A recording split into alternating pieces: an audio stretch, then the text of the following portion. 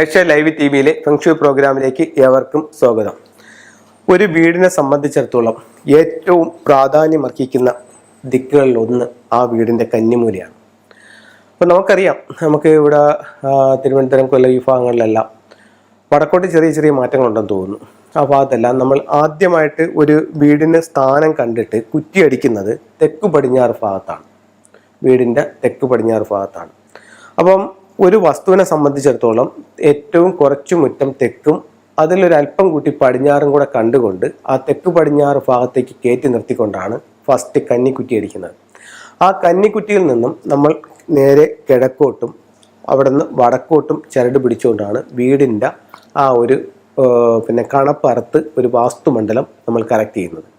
ആ വാസ്തുമണ്ഡലം നമ്മൾ എടുത്തു കഴിഞ്ഞാൽ അതിൽ ഏറ്റവും പ്രാധാന്യമുള്ള ദിക്കെന്ന് പറയുന്ന ആ ഒരു മൂലയാണ്. ഇതിൽ ഭൂരിഭാഗം ആൾക്കാർക്കും പറ്റുന്ന ഒരു തെറ്റെന്ന് പറഞ്ഞു കഴിഞ്ഞാൽ ആ മൂലയിൽ നിന്ന് പിന്നെ തെക്കോട്ടോ പടിഞ്ഞാറോട്ടോ പിന്നെ ഒരു പണി പാടില്ല എന്നുള്ളതാണ്.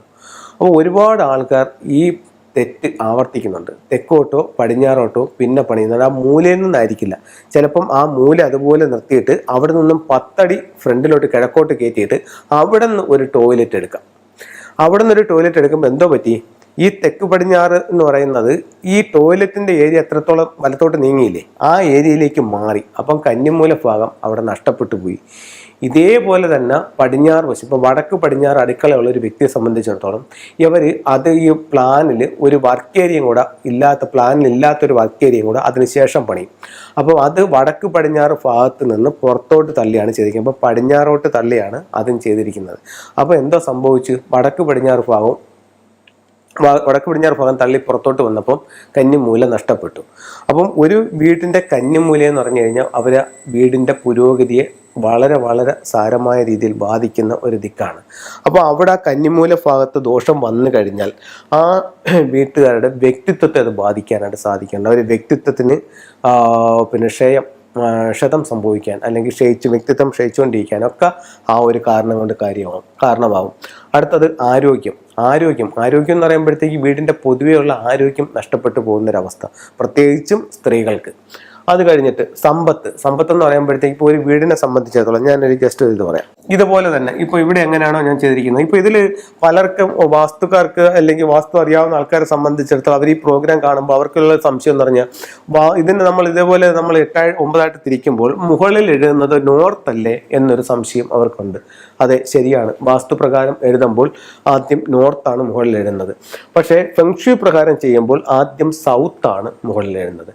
അപ്പോൾ ഞാൻ ഫെങ്ഷുയി കൺസൾട്ടൻ്റ് ആണ്. ഞാൻ അതിനോടൊപ്പം വാസ്തു നോക്കുന്നുണ്ട്. പക്ഷെ ഞാൻ ഈ ഒരുപാട് വീടുകളിൽ അതിൻ്റെ ഫ്ലൈങ് സ്റ്റാറും മറ്റും ഒക്കെ എടുക്കുമ്പോൾ എപ്പോഴും ഈ രീതിയിൽ വേണം നമ്മൾ കോളം വരച്ച് ചെയ്യാനായിട്ട്. അപ്പോൾ അതുകൊണ്ടാണ് ഞാൻ ഇതിപ്പോഴും ഇത് ഫോളോ ചെയ്യുന്നത്. വാസ്തുവിൽ ഇത് മുകളിൽ നോർത്തും സൗത്ത് താഴെയുമായിട്ടാണ് വരുന്നത്. ഇത് എങ്ങനെ വെച്ചാലും പറയുന്ന കാര്യങ്ങൾക്ക് മാറ്റമില്ല. ഇതിപ്പം നിങ്ങൾക്ക് ഇതുപോലെ എടുത്തിട്ട് നിങ്ങളുടെ വസ്തുവിൽ ഇങ്ങനെ കറക്റ്റ് ദിക്ക് കറക്റ്റ് ചെയ്തുകൊണ്ട് നിങ്ങൾ വെച്ച് നോക്കാൻ പറയാൻ പറ്റും. ഇത് ഇങ്ങനെ തിരിച്ചാൽ തെക്ക് പടിഞ്ഞാറ് ഈ ഭാഗത്താവും, ഇങ്ങനെ തിരിച്ചാൽ തെക്ക് പടിഞ്ഞാറ് ആ ഭാഗത്താവും. എവിടെയാണോ നിങ്ങൾക്ക് അത് കറക്റ്റ് ആവുന്ന ആ രീതിയിൽ വെച്ചുകൊണ്ട് നിങ്ങൾക്കത് മനസ്സിലാക്കാനായിട്ട് പറ്റും. അപ്പോൾ നമ്മൾ പറഞ്ഞു വന്നത് തെക്ക് പടിഞ്ഞാറിൻ്റെ ഭാഗമാണ്. അപ്പോൾ ഇതുപോലെ തന്നെ നമ്മൾ വീട് വെച്ചു. അപ്പോൾ ഇതുപോലൊരു വീട് ഞാൻ ഇവിടെ ഇങ്ങനെ മാറ്റി വരയ്ക്കുകയാണ്. ചെറിയൊരു റെക്ടാങ്കിൾ വരയ്ക്കണം. റെക്ടാങ്കിൾ വരച്ചിട്ട് ഈ ഒരു മൂല ഇല്ല. ഈ ഒരു മൂല ഏതാണ്? സൗത്ത് വെസ്റ്റ് ഇല്ല. അതായത് ഇതുമായിട്ട് നിങ്ങൾ കമ്പയർ ചെയ്ത് നോക്കിയാൽ മതി. ഈ സൗത്ത് വെസ്റ്റ് എന്ന് പറയുന്ന ഭാഗം ഇതിനകത്തില്ല. ഇതിൻ്റെ ഇതിൻ്റെ ഈ ഭാഗം എവിടെയാണ് വന്നിരിക്കുന്നത്? സൗത്ത് ഈസ്റ്റ് ആണ്. അപ്പോൾ സൗത്ത് വെസ്റ്റ് എന്ന് പറയുന്ന ഭാഗം അവിടെ ഇല്ല. സൗത്ത് വെസ്റ്റ് എന്ന് പറയുന്ന ഭാഗം അവിടെ ഇല്ല എന്ന് പറഞ്ഞു കഴിഞ്ഞാൽ ഈ വീട്ടിൽ സമ്പത്ത് നിൽക്കാതെ വരും. എന്താണ്? വടക്ക് കിഴക്ക്. അപ്പോൾ ഈ വീടിൻ്റെ വടക്ക് കിഴക്ക് എന്ന് പറയുന്നത് ഈ കോർണറാണ്. വടക്ക് കിഴക്ക് നിന്നിട്ട് ഒരു കാന്തിക ഊർജ്ജം വന്ന് തെക്ക് പടിഞ്ഞാറ് ഭാഗത്ത് സ്റ്റോർ ചെയ്യുന്നതാണ്. ഇതിൻ്റെ തെക്ക് പടിഞ്ഞാറില്ലല്ലോ. വരുന്ന പൈസ മൊത്തം കയ്യിൽ നിൽക്കാതെ ചിലവായി പോകുന്നൊരവസ്ഥ വീട്ടിലുണ്ടാവും. അപ്പം വ്യക്തിത്വം കുറയും അല്ലെങ്കിൽ നഷ്ടപ്പെടും. ആരോഗ്യത്തെ ബാധിക്കും. സമ്പത്ത് വന്നാൽ നിൽക്കത്തില്ല. വിവാഹ സംബന്ധമായിട്ട് തടസ്സം, ഭാര്യയും ഭർത്താവും തങ്ങളുടെ അഭിപ്രായ വ്യത്യാസങ്ങൾ, ഡൈവേഴ്സ്, ഇതുപോലുള്ള കാരണങ്ങൾ തെക്ക് പടിഞ്ഞാറിൻ്റെ മിസ്സിംഗ് മൂലം ഉണ്ടാകാനുള്ള സാധ്യതയുണ്ട്. 100 വീട്ടിലും അത് വരണമെന്നില്ല. എന്നാലും ഇതിനുള്ള സാധ്യത വളരെ കൂടുതലാണ്. നിങ്ങൾക്ക് ഒരു 10 വീടെടുത്തുകൊണ്ട് നിങ്ങൾക്ക് വേണമെങ്കിൽ ഇതൊന്ന് ചെക്ക് ചെയ്ത് നോക്കാവുന്നതാണ്. അപ്പോൾ ഇത്തരത്തിൽ എന്തെങ്കിലും കാര്യങ്ങളുണ്ടെങ്കിൽ തെക്ക് പടിഞ്ഞാറ് ഭാഗത്തുണ്ടെങ്കിൽ ആ വീട്ടിനെ അത് സാരമായിട്ട് ബാധിക്കും. നിങ്ങൾ അത് നല്ലൊരു ഫെങ്ഷുയി കൺസൾട്ടനെ കാണിച്ചുകൊണ്ട് അതിൻ്റെ വേണ്ടുന്ന പരിഹാരങ്ങൾ ചെയ്യൂ. ഉറപ്പായിട്ടും ആ പ്രശ്നത്തെ അതിജീവിക്കാനും ഈ ആരോഗ്യവും സമ്പത്തും ഒക്കെ തിരിച്ചു പിടിക്കാനും തടസ്സമുള്ള വിവാഹം നടക്കാനും ഒക്കെ ഫെങ്ഷുയി നിങ്ങളെ സഹായിക്കുന്നതാണ്. എല്ലാവർക്കും എല്ലാ ഐശ്വര്യങ്ങളും ഉണ്ടാവട്ടെ. 1-2 ടൂളുകളും കൂടെ പരിചയപ്പെടുത്താം. ഇതിൽ നമുക്ക് കാണിക്കാനുള്ളതെന്ന് പറഞ്ഞു കഴിഞ്ഞാൽ ചൈനയുടെ വിശ്വാസപ്രകാരം 4 ദിക്കുകൾ 4 സ്വർഗീയ മൃഗങ്ങളാൽ സംരക്ഷിക്കപ്പെടുന്നു എന്നാണ് ചൈനയുടെ വിശ്വാസം. അത് 4 സ്വീകരണമുറിയുടെ 4 ഭാഗങ്ങളിലായിട്ട് നമുക്കതിനെ എൻഹാൻസ് ചെയ്യാനായിട്ട് പറ്റും. ഇത് ഒരു ഡ്രാഗണാണ്, ഗ്രീൻ ഡ്രാഗൺ. ഇത് നിങ്ങളുടെ ലിവിങ് റൂമിൻ്റെ ഈസ്റ്റ് വാളിൽ ഇത് സ്റ്റിക്ക് ചെയ്താൽ ആ കിഴക്ക് ദിക്കിൻ്റെ സംരക്ഷണത്തിന് നല്ലൊരു ടൂളായിട്ട് ഫെങ്ഷുയിൽ കണക്കാക്കുന്നുണ്ട്. ഇതെന്ന് പറയുന്നത് ഫീനിക്സ് ബേർഡ് ആണ്. സ്വീകരണമുറിയുടെ സൗത്ത് വാളിൽ വയ്ക്കാം. ഫീനിക്സ് എന്ന് പറയാൻ നമുക്കറിയാം എന്തൊക്കെ പ്രശ്നങ്ങളുണ്ടെങ്കിലും അതിൽ നിന്ന് ഉയർത്തെഴുന്നേൽക്കാനുള്ള ഒരു ത്രാണി നമുക്ക് തരുന്ന ഒരു സിമ്പിളാണ് ഫീനിക്സ് ബേർഡിൻ്റെ എന്ന് പറയുന്നത്. അടുത്തത് വൈറ്റ് ടൈഗർ. വൈറ്റ് ടൈഗർ എന്ന് പറയുന്നത് ഇതൊരു വെള്ളക്കടുവയാണ്. ഇത് പടിഞ്ഞാറ് ദിക്കിൻ്റെ സംരക്ഷണം നമുക്ക് തരുമെന്നുള്ളതാണ് ഇത് കാണിക്കുന്നത്. അപ്പോൾ ഇത് പടിഞ്ഞാറ് ഒരു വൈറ്റ് ടൈഗർ. അപ്പം 3 ദിക്കുകൾ നമ്മൾ കവർ ചെയ്തു. ഈസ്റ്റിൽ ഗ്രീൻ ഡ്രാഗൺ, സൗത്തിൽ ഫീനിക്സ്, വെസ്റ്റിൽ വൈറ്റ് ടൈഗർ, നോർത്തിൽ ഒരു ടോട്ടോയുടെ ചിത്രം വയ്ക്കാം. അപ്പം 4 ദിക്കുകൾ 4 സ്വർഗീയ മൃഗങ്ങളാൽ സംരക്ഷിക്കപ്പെടുന്നു.